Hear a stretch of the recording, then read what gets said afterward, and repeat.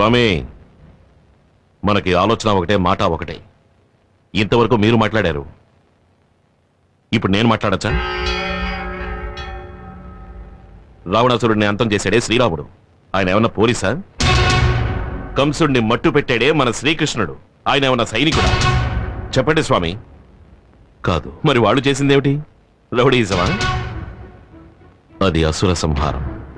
అప్పుడు నేను చేసింది అంతే. అందుకని నేను దేవుణ్ణి కాదు, స్వాములని కాదు. స్వామి, మీరు జ్ఞానులు, ఆధ్యాత్మిక చింతన ఉన్నవారు. మీ లక్ష్యం ప్రశాంతంగా జీవించడం.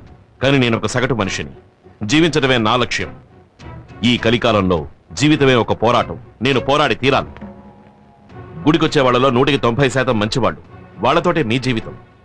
కానీ సమాజంలో 190 మంది హంతకులు, దొంగలు, దగాకోరులు, దోపిడీదారులు, పోకిరీలు, పోరంబోకులు. వాళ్లతోటే నా జీవితం. నేనెలా ప్రశాంతంగా ఉండగలను? మీరు చెప్పినట్టు ఈ కాలంలో ప్రశాంతంగా ఉండాలంటే ఉండొచ్చు, కానీ ఎలా? ఇంట్లోకి జొరబడి చెల్లెలు చేపట్టుకుని లాగుతారు, చూస్తూ ఊరుకోవాలి. ఫ్రెండ్ని నడి రోడ్లో రౌడీలు కొడతారు, నరుకుతారు, చూస్తూ ఊరుకోవాలి. అయిన వాళ్ళు ఆస్తంతా దోచుకుపోతారు, అవన్నీ సహిస్తూ చూస్తూ ఊరుకోవాలి. నేను చెప్పినవన్నీ వదులుకుంటేనే ప్రశాంతత కలుగుతుంది అంటే ఆ ప్రశాంతత నాకు అనవసరం. అనుభవించిన వాడు చేసే ఉపదేశానికి, అనుభవించని వాడు చేసే ఉపదేశానికి చాలా తేడా ఉంది. సరే, మీరు దేవుణ్ణి నమ్ముతారుగా? దేవుడి ఆశీస్సులు, కృపా కటాక్ష వీక్షణాలు మీకున్నాయిగా? అంతెందుకు, మీకు శక్తి ఉందని ప్రజలు నమ్ముతున్నారు కదా. అది నిజమే అయితే 3 మాసాలు 90 రోజులు నా స్థానంలో మీరుండండి, మీ స్థానంలో నేనుంటాను. మీ స్థానంలో నేనుండడం గొప్ప విషయం కాదు. 3 మాసాలు అక్కడ నుండి వచ్చిన తర్వాత మీరు ఏమైనా చెప్పండి. సహనంతో ఉండమంటే సహనంగా ఉంటాను, తిట్టద్దు అంటే తిట్టను, కొట్టద్దు అంటే కొట్టను, నించోమంటే నించుంటాను, కూర్చోమంటే కూర్చుంటాను. అంతెందుకు, చచ్చిపోమంటే చచ్చిపోతాను. ఇది మీ మీదొట్టు.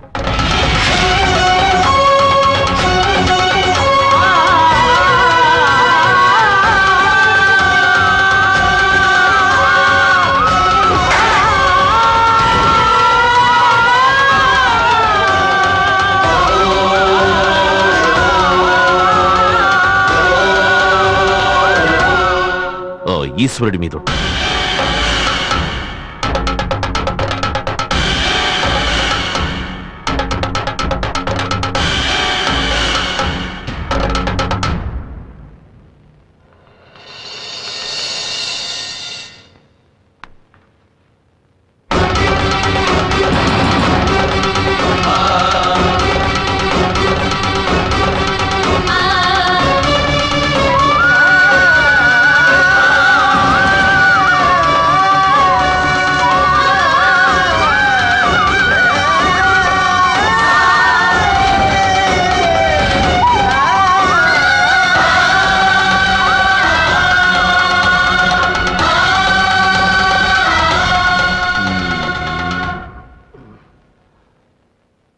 వెళ్ళి బయట మీ అమ్మగారిని పిలుచుకురండి. ఏంటి అలా చూస్తున్నారు? ఇంకో 3 నెలల వరకు ఆవిడ మీ అమ్మగారు. వెళ్ళండి. అమ్మా, స్వామీజీ పిలుస్తున్నారు, లోపలికి రండి. నన్నెప్పుడు ఏకవచనంతో పిలిచేవాడివి, స్వామీజీతో మాట్లాడిన 5 నిమిషాల్లో నీలో ఎంత మార్పు వచ్చేసింది. స్వామీజీ మహిమ. రా.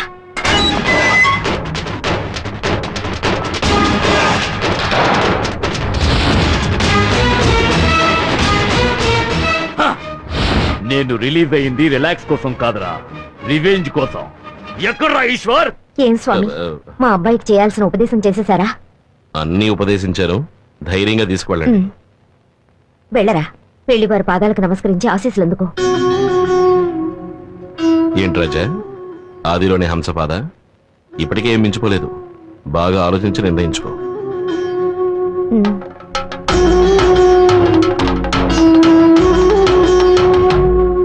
సార్, 3సారి గెలిచారు కదా, మీ నియోజకవర్గ ప్రజలకు ఏం చేయబోతున్నారు? వచ్చే ఎలక్షన్లో నాకు సీట్ రావాలి, మళ్ళీ నే ఎమ్మెల్యేనవ్వాలి. అప్పుడు ఆ ఈశ్వరుడికి నేనే శనీశ్వరుణ్ణి.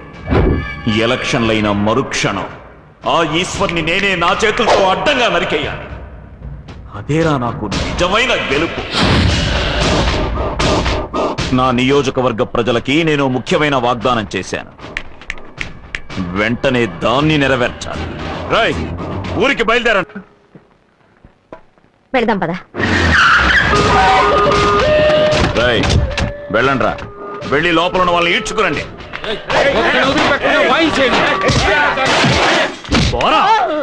రేయ్, ఎక్కడున్నాడు?